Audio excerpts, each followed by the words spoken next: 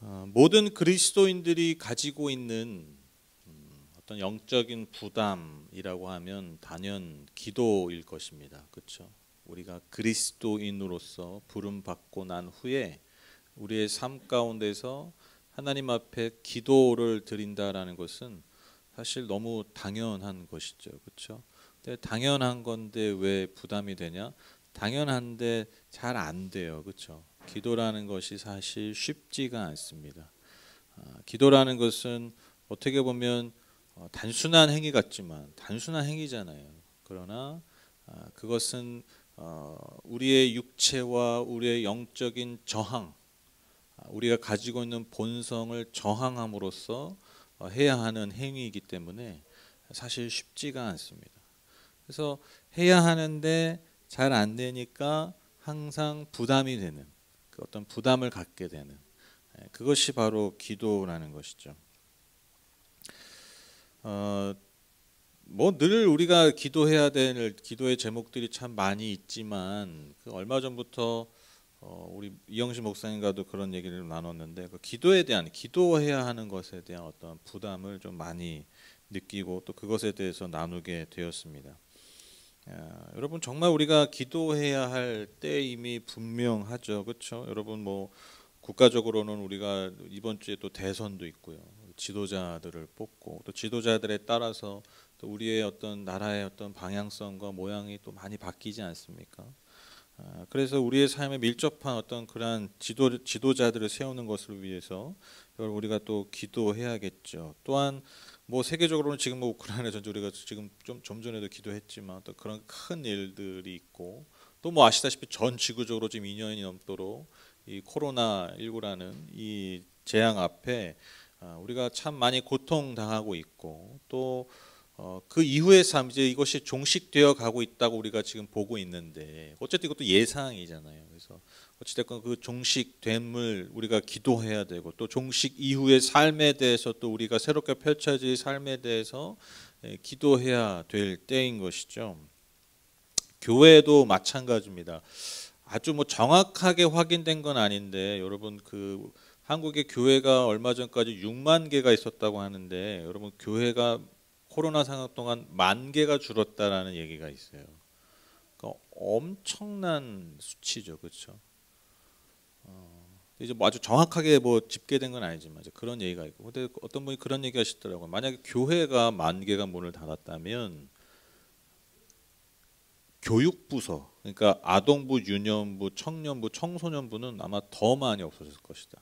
그러니까 교회는 있어도 교회는 살아남았어도 교육부서가 없어진 교회들이 아마 더 많았을 것이다. 여러분 이런 얘기 들으면 무슨 생각이 드세요? 정말 기도해야겠잖아요, 그렇죠? 진짜 기도해야 돼요, 그렇죠? 왜냐하면 이게 뭐 이런 문제 때문에 뭐가 이 문제가 어렵고 두렵고 이렇다기보다는 저는 그렇게 생각해요. 교회가 없어지니까 큰일 났다 이게 아니라 저는 오히려 이것이 우리에게 주는 또 다른 도전의 기회라고 생각합니다. 그렇죠? 우리가 과연 교회로 존재할 것인가? 어떻게 존재할 것인가? 우리가 교회로서 어떻게 존재할 것인가? 어떻게 보면 새로운 도전인 것이죠. 그렇죠? 또 여러분 교회가 10,000개가 없어졌다는 것은 성도들이 없어졌다는 거잖아요. 교회를 다니던 신자들이 없어졌다는 거잖아요. 그럼 저와 여러분에게 주는 도전이 뭡니까? 예수를 믿는다는 게 무엇인가? 예수를 믿는다는 게 무엇인가? 예배를 드리기 어려운 상황 가운데서 우리가 믿었다라고 여겨졌던 그 신앙을 잃어버리고 있는 상황들이 벌어지고 있는 건데, 있었던 건데, 그렇잖아요. 그럼 우리가 믿는 것이 과연 무엇이었는가? 우리의 믿음이 무엇인가? 그리고 우리가 앞으로 무엇을 믿을 것인가? 그러니까 우리의 신앙에 대한 도전이 일어나는 거예요. 그래서 여러분 그것들을 우리가 어떻게 돌파해 나갈 거냐고요. 다른 게 없어요, 여러분. 기도인 것이죠. 그래서 저는 그런 요즘 부담을 좀 많이 느껴요. 정말 우리가 기도를 통해서 다시 한번 좀 우리가 기도를 통해서 우리의 삶에 있는 이러한 수많은 문제들을 우리가 다시 새롭게 바라보고 해결해 나가야 될 때가 아닌가. 그렇죠? 이 말 이해가 되세요?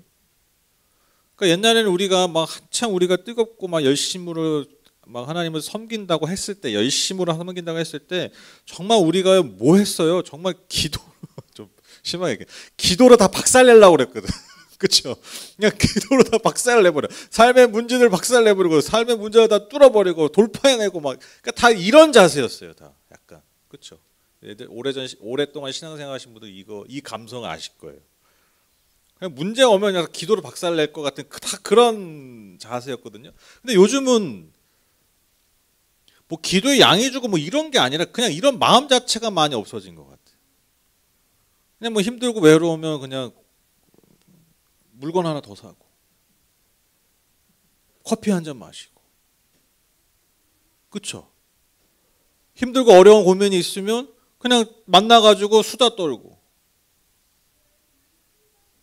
아니 이게 보통 사람이 아니라 그냥 일반 신자들도 이렇게 많이 사는 것 같아요.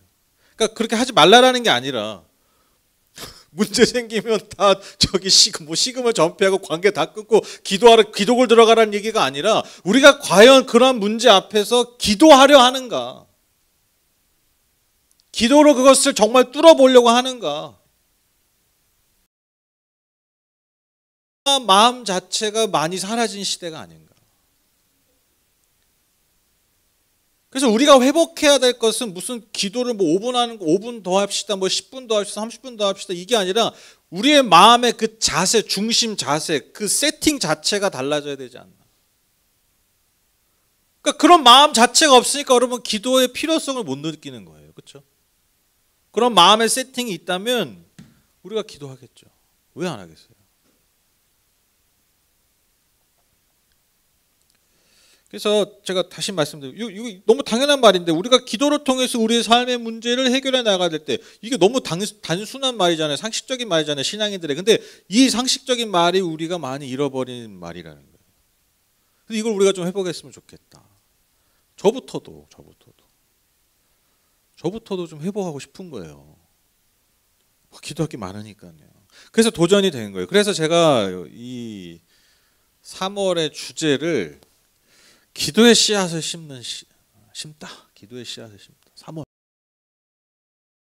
하는 느낌이잖아요. 그렇죠? 1월 1일보다 저는 3월이 좀 시작되는 느낌이에요. 새학기도 시작되고 봄이 또 계절도 봄으로 바뀌고.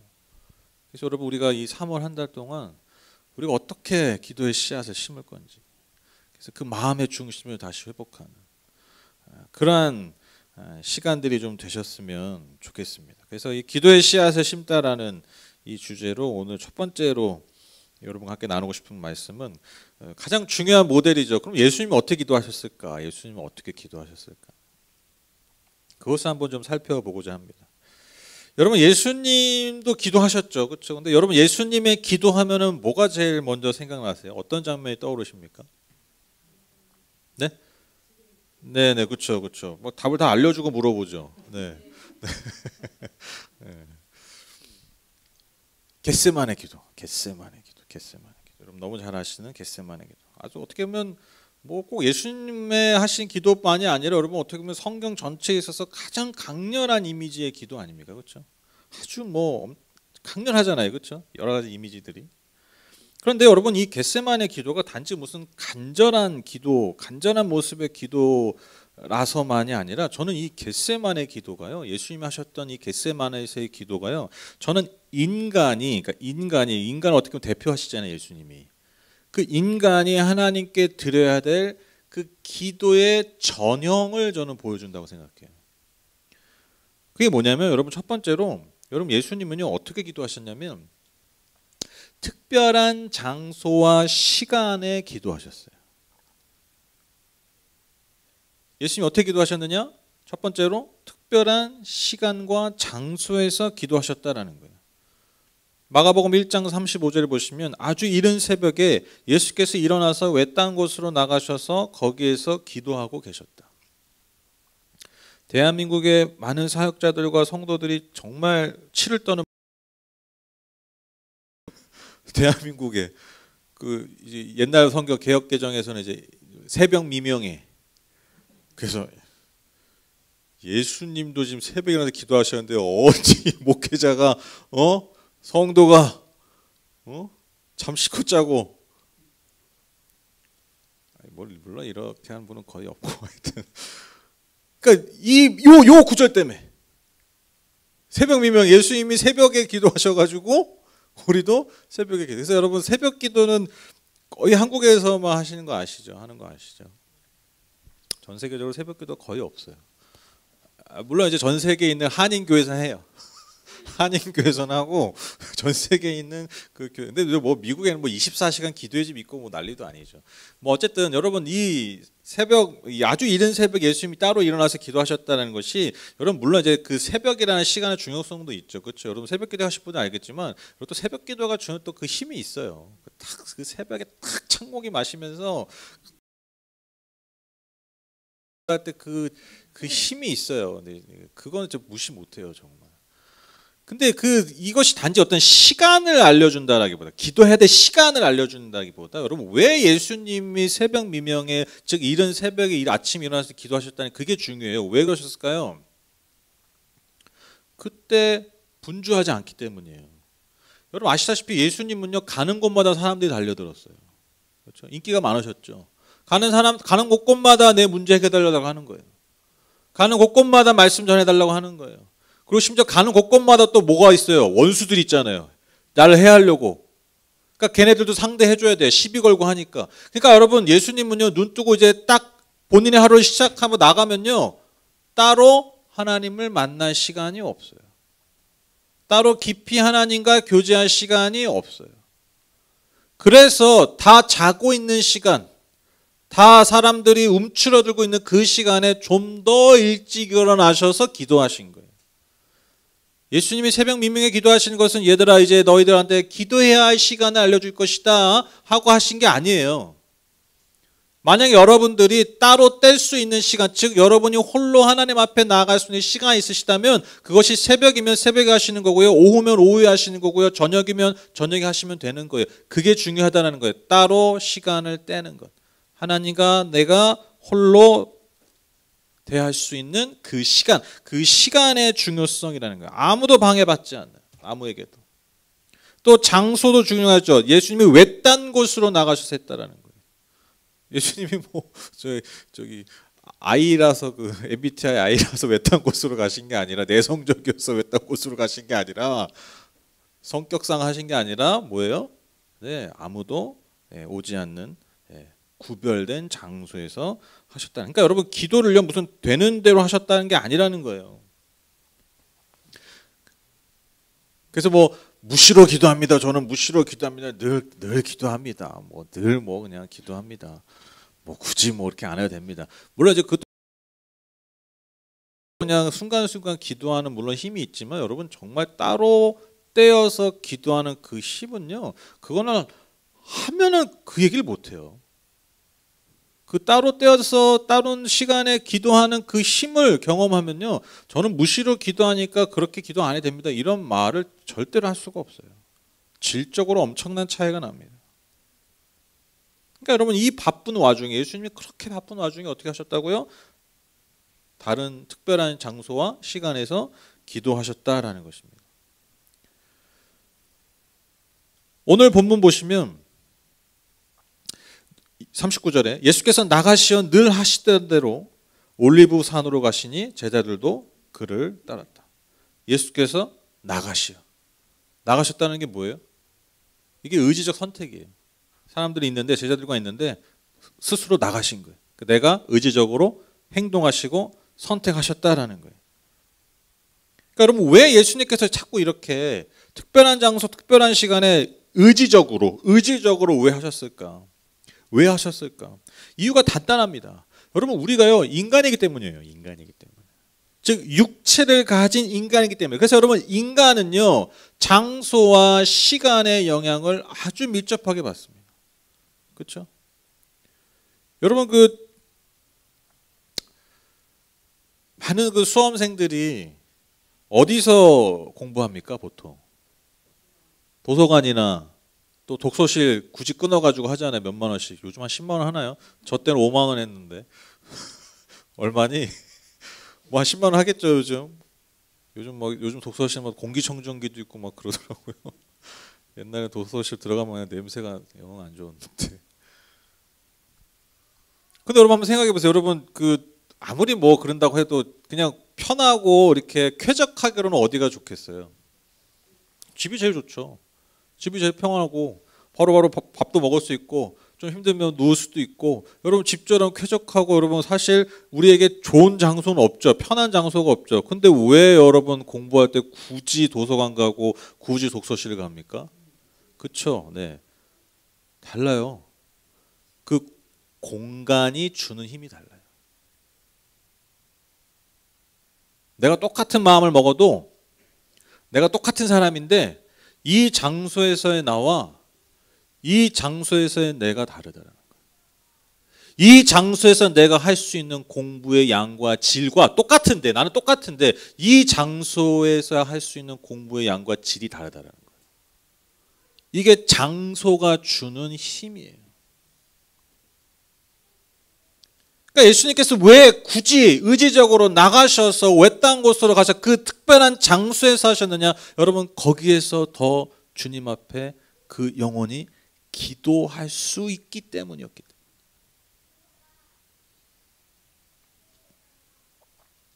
그래서 여러분 기도하시려면 어떻게 해야 된다고요? 우리가 장소와 시간을 구별하여 드릴 수 있어야 합니다. 그래서 여러분 그 기도의 시간을 우리가 정하고 기도의 장소에서 우리가 함께 기도하는 것이 그래서 중요하다라는 것입니다. 그래서 여기서 또 하나가 또 예수님의 기도의 방법이 나오는데 두 번째로 여러분 예수님 어떻게 기도하셨냐면 여러분 예수님은요 함께 기도하셨어요. 함께 기도하기를 원하셨어요. 왜? 함께 기도하는 힘이 있기 때문에. 여러분 예수님이 제자들과 그 겟세마네 기도하실 때 제자들과 동행하셨죠. 그렇죠? 누구를 데려가셨죠? 그분의 수제자였던 베드로와 요한과 야고보를 데리고 같이 가셨죠. 그리고 뭐라고 말씀하십니까? 같이 깨어 있어 기도하라고 말씀하세요. 같이 기도하자고 그래요. 같이 기도하자고 하는데 지금 예수님 어떠세요? 어때요? 아유 저 새끼들 막 이러고 아유 저 인간들 막 이런 거 같잖아요. 그렇죠? 내가 저것들을 데리고 막 3년을 막 약간 그런 느낌이죠. 참 이분 그림 좋지 않습니까? 네, 정말 그 너무 사실적이에요. 나 같아도 저럴 것 같아요. 진짜 내가 오늘 내일 밤에 죽는데나 저 아직도 저래 막 이러시는 것 같아. 네. 여러분 예수님이잖아요. 예수님 우리가 잘 아는 예수님이잖아요. 근데 여러분 예수님도요 그분이 고통스럽고 힘겨워하실 때 뭘 원하셨다고요? 나와 같이 기도하길 원하셨어요. 함께 기도하길 원하셨다. 그러니까 여러분 아주 역설적인 거죠. 제가 아까 처음에 그랬잖아요. 왜 우리가 다른 장소 하나님과 온전히 독대하기 위해서라는 거예요. 근데 그 하나님과의 온전한 친밀함을 위해서 또 어떻게 해야 된다고요? 우리가 내 힘만으로는 안 된다는 거예요. 어떻게 해요? 같이 해야 된다는 거예요. 같이. 함께 기도해야 된다는 거예요. 왜? 이것도 같은 이유예요. 우리가 인간이기 때문에. 육체의 연약함이 있는 그 인간이기 때문에 그 한계를 가진 우리의 그 한계를 넘기 위해서 우리가 함께 마음을 모아 힘을 모아 기도해야 된다는 것입니다. 그래서 여러분 우리가요 같은 공간 안에 있는 것만으로도요 내가 안 하던 것들을 하게 되고요 못 하던 것들을 할 수 있게 돼요. 그렇죠? 그렇죠? 그러니까 아까도 그 공부도 집에서 절대 안 해. 근데 도서관 가면 뭘 하나라도 더 봐. 왜? 나만 안 하고 있거든요. 나만 안 하고 있어. 다 막 저도 이제 도서관 가면 나만 스마트폰 계속 보는 것 같아. 그래서 정신 차리고 뭐 보다가도 정신 차리고 옆에서 사람들 계속 공부하니까 막 치열하게 하니까 저도 공부하게 되는 거예요. 책을 한 자를 더 보게 되는 거예요. 그러니까 안 하던 것, 내가 못 하던 것을요 그 공간에 그 사람들과 있는 이유만으로 할 수 있게 되고 하게 된다는 거예요. 기도도 마찬가지죠. 기도 안 하다가 막 기도하는 거예요. 그럼 어떻게 돼요? 나도 기도하는 거예요. 우크라이나에 대해서 한 번도 생각 안 하다가 오늘 같이 기도하는 거예요. 여러분 그러다 하나님 마음을 얻는다니까요. 제가 예전에 제 문제 때문에 2박 3일 예수원이라는 수도 공동체에 들어가서 기도하러 갔는데 거기서 그 중보기도 시간에 밤에 그 중보기도 시간이 있어요. 근데 그 갔을 때 일주일 전에 일본 동일본 대지진 아시죠? 쓰나미. 그게 일어난 거예요. 제가 가기가 일주일 전쯤에. 그때 무슨 중보기도 하겠어요? 일본에서 기도하는 거예요. 아니 기도 제목 내니까 저도 같이 기도했죠. 제가 그때 진짜 펑펑 울면서 기도했어요. 왜 펑펑 울며 기도했냐면 처음에 찌끔찌끔 울면서 기도했어. 너무 불쌍해가지고 일본 분들이 안타깝잖아요. 찌끔찌끔 기도하다가 아유 뭐 하나님 빨리 해서 이렇게 기도하는데 제 안에 어떤 마음이 확 들었냐면 어떤 마음 하나님 주셨냐면 내가 지금까지 일본을 위해서 이렇게 한 번도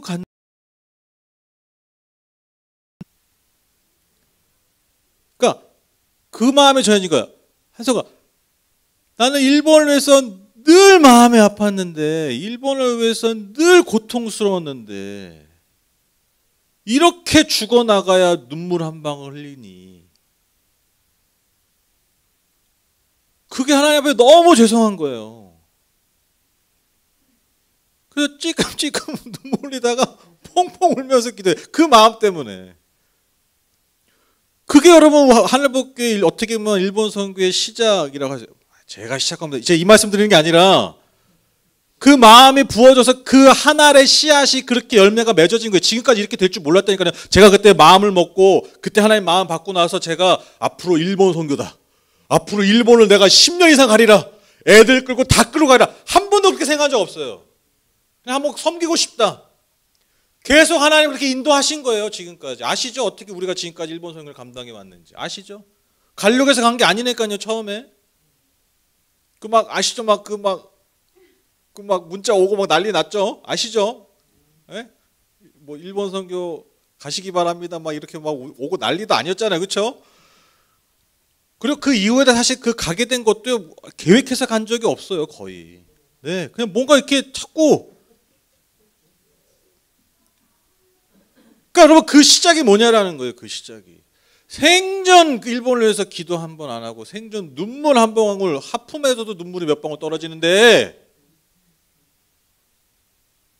계속해서 죽음 앞에 흑암의 세력 앞에 사는 그 영혼들이 바로 지근거리 옆에 있는데도 단 한 번도 그 마음을 주님의 마음을 품지 못했던 한 영혼에게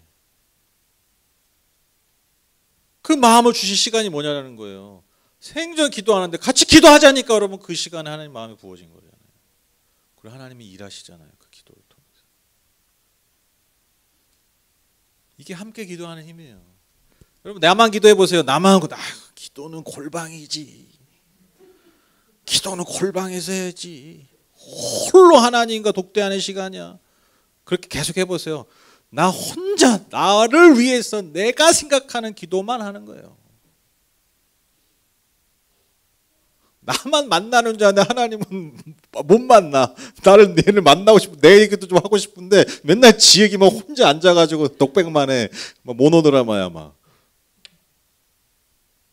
같이 기도하는 힘이 여기 있습니다. 그래서 우리가 함께 할 때 더 큰 힘을 가지는 거죠. 그래서 여러분 저는 인간이 어떤 존재 같으냐면 그냥 비유적으로 생각해 보면 인간은요 꺼져가는 불씨 같아요. 사실 인간은 다 꺼져가는 불씨야. 인간은 되게 연약해요. 되게 강한 척하고 살지만 내가 화력이 센 줄 알고 살지만 사실 우리는 늘 쉽게 꺼질 수밖에 없는 꺼져가는 불씨 같은 존재. 근데 여러분 아시죠? 불씨가 모이면 큰 불이 됩니다. 불씨가 모이면 큰 불을 낼 수 있는 힘이 있는 불이 되죠. 그렇죠? 그래서 내가 가진 기도의 불씨를 여러분 그 기도가요 큰 불을 진짜 낼 수 있는 거예요.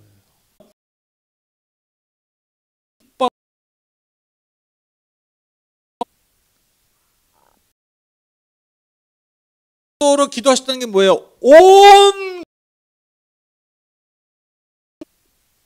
여러분 기도라는 게 그냥 눈 감고 그냥 영어로 하는 그냥 영적으로 하는 행위가 아님을 여러분 이것은 분명하게 보여주는 거예요. 여러분 기도는요 지극히 영적인 거지만 아주 영적인 행위예요. 즉 육체가 따라가지 않으면 참된 영적인 그래서 여러분 기도하면 생각나는 모습이 뭡니까? 여러분 기도하면 딱 생각나는 그 그림이 뭐예요? 지금 힌트를 드리잖아요. 지금 힌트를 드리잖아요. 기도하면 딱 생각나는 그림 모습이 뭡니까?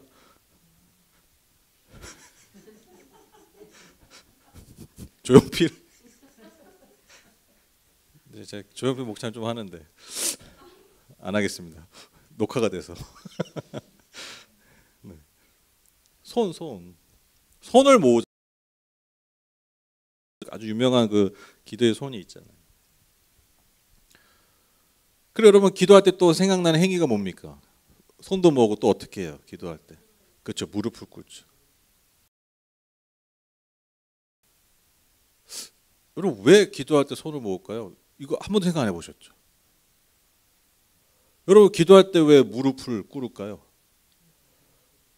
아니 뭐 그런 거 있잖아요. 뭐 육체를 뭐 이렇게 쳐가지고 뭐 그렇게 하면 다리 하나 머리 올리지 뭐. 더 힘든 거, 그렇죠? 더 힘든 거 많잖아요. 무릎 꿇으면 뭐 더 힘든 거 많잖아요, 그렇죠? 예? 뭐 손을 뒤로 묶는다.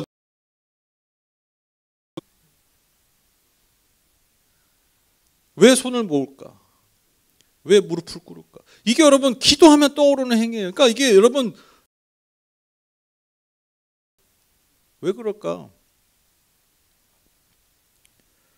여러분 기도라는 게 그렇잖아요. 내가 할 수 없. 손은 무엇입니까? 내 능력을 상징하잖아요. 내가 할 수 있는 거. 왜 손을 모을까요? 내가 할 수 없기 때문이에요. 손을 모으면 할 수 있는 게 없잖아요. 내가 할 수 없기 때문에 하나님의 도우심을 구하는 거예요. 그래서 손을 겸손히 주님 앞에 모으는 거예요. 하나님 이제 제가 할 수 없습니다. 무릎을 꿇는 게 왜 무릎을 꿇을까요? 여러분 우리는 다 내가 갈 길 가고 싶어 하잖아요. 내가 원하는 방향대로 해서 살고 싶잖아요. 그런데 여러분 어쩔 수 없는 상황에, 내가 바꿀 수 없는 상황에, 내가 이제 더 이상 디딜 수 없는, 걸음을 내딜 수 없는 상황에, 그리고 갈 바를 알지 못하는 상황에, 늘 내 마음대로 걸어왔는데 이제는 진짜 어디로 걸어가야 될지 모를 때 내 걸음을 인도해 달라고 무릎을 꿇는 거예요.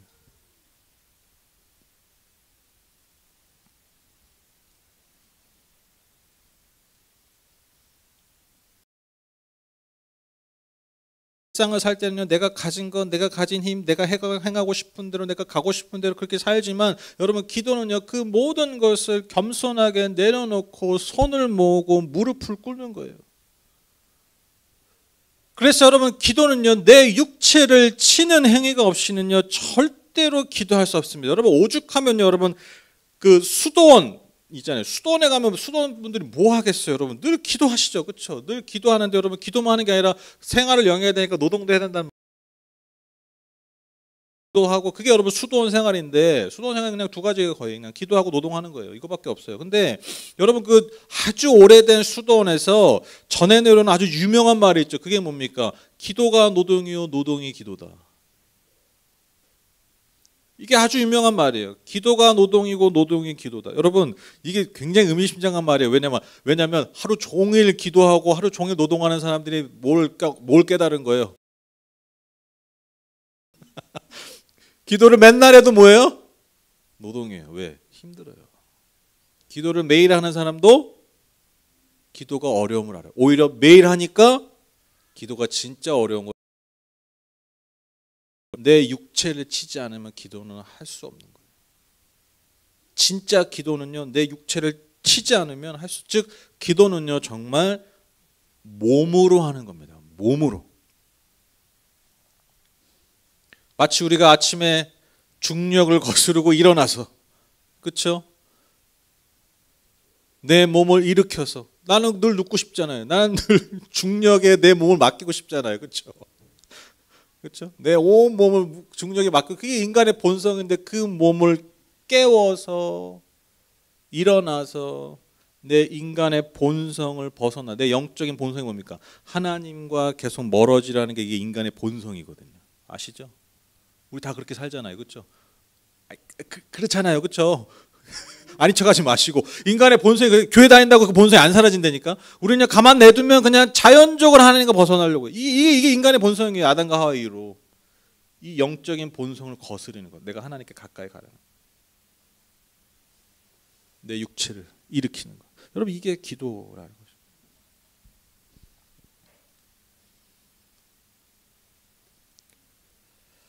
오늘 44절 말씀. 예수께서 고뇌의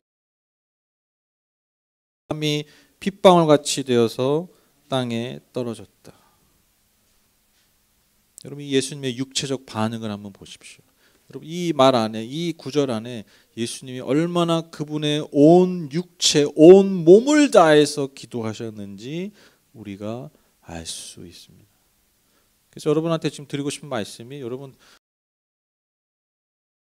진짜 땀은 나야 돼요. 이렇게 말씀드리는 게 아니에요. 땀 정도는 나야 됩니다. 땀이 핏방울이 안 돼도 이 말씀 드리는 게 아니라 우리가 과연 정말 몸으로 기도하고 있는가. 우리가 저는 기도하지 못하는 많은 이유가 뭐냐면 우리가 몸을 드리지 않으려고 하기 때문에 생각해요. 몸을. 온 몸과 온 마음을 다하여 기도하셨기 때문에 그분의 기도가 진짜 기도가 될 수 있었습니다. 여러분 저는 그래서 온라인 예배, 저는 교회 나올 수 없는 분들이 오늘 이런 식으로 해서 예배를 드릴 수가 있고, 또 이런 진짜 전 지구적 재앙 가운데서 아주 정말 우리에게 유용한 도구가 됐죠. 그렇죠? 너무 감사하죠. 그렇죠? 어디서든 정말 함께, 시공간은 좀 멀리 있을 수 있지만 여러분 함께 예배할 수 있지 않습니까? 근데 여러분 그런 생각 해보셨어요? 우리가 온라인 예배가 어떻게 가능했을까요? 여러분 온라인 예배가 가능한 게 왜 가능한? 본질적인 이유가 뭔지 아세요?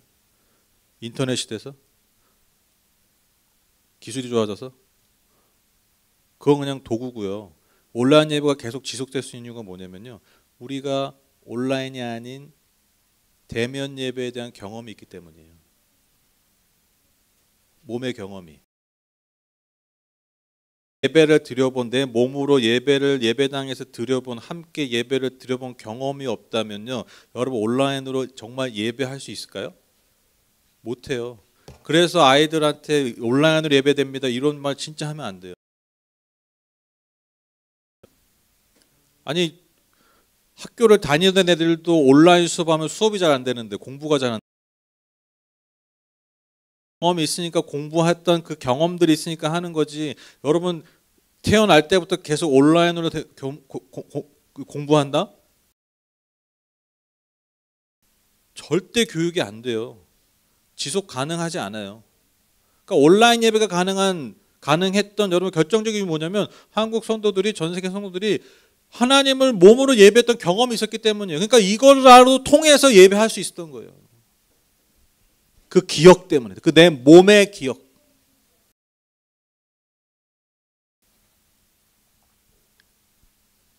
그래서 우리가 육체를 가진 우리의 몸이 정말 하나님 앞에 온전한 예배를 드리기 위해서는요, 영이신 하나님께 우리의 영만 갖다 드리는 게 아니라 우리의 육체를 드릴 수 있어야 된다는 것입니다. 함께 사용해야 됩니다.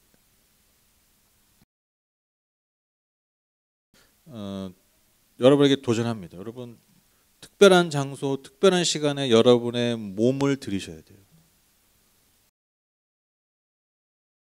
그 중력을 거슬러서 여러분 그렇게 하나님께 나아가셔야 됩니다.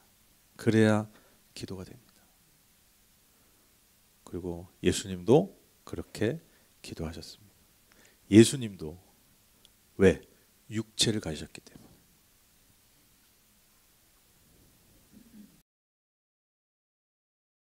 우리는 어떻겠습니까? 말씀을 맺죠. 오늘 설교 제목처럼 예배한 장소와 시간에 기도하셨습니다. 그리고 함께 기도하셨습니다. 그리고 온 몸을 사용하여 기도하셨습니다. 이유가 하나입니다. 인간이셨기 때문입니다. 육체를 가지고 오신 분이셨기 때문입니다. 그 연약함을 알기에, 그 연약함을 극복하고 하나님께 이르기 위해서 예수님, 저희가 다시 좀 기도했으면 좋겠습니다. 다시 우리가 3월 기도의 씨앗을 다시 심었으면 좋겠습니다. 우리의 마음으로, 우리의 영으로, 우리의 전 인격으로 우리가 예수님과 함께 우리가 그렇게 기도해. 그래서 여러분, 그 한 사람의 기도를 통해서 하나님 어떻게 일하실지 몰라요. 적은 인원이 모인 기도 모임이라 할지라도 그 기도를 통해서 하나님이 우리에게 어떠한 일을 행하실지 몰라요. 어떻게 이끄실지 몰라요. 진짜 제가 아까 말씀드렸잖아요. 그 한 번의 기도가 정말 많은 것들을 바꿀 수가 있습니다. 그 한 번의 간절한 기도가 여러분 움직일 수 있습니다. 변화시킬 수 있습니다. 열매 맺게 할 것입니다. 그래서 우리가 함께 정말 3월 이 한 달 동안 우리가 이 기도의 씨앗을 잘 심어서 또 3월 딱 끝나고 또 갑자기 또 밖에 그게 아니라 정말 우리가 기도의 씨앗을 잘 심어서 우리가 함께 또한 하나님 우리 가운데 일하시는 것들을 함께 목도할 수 있는, 함께 증거하고 그 열매를 나눌 수 있는, 누릴 수 있는 저와 여러분 다 되시기를 주님의 이름으로 축복합니다.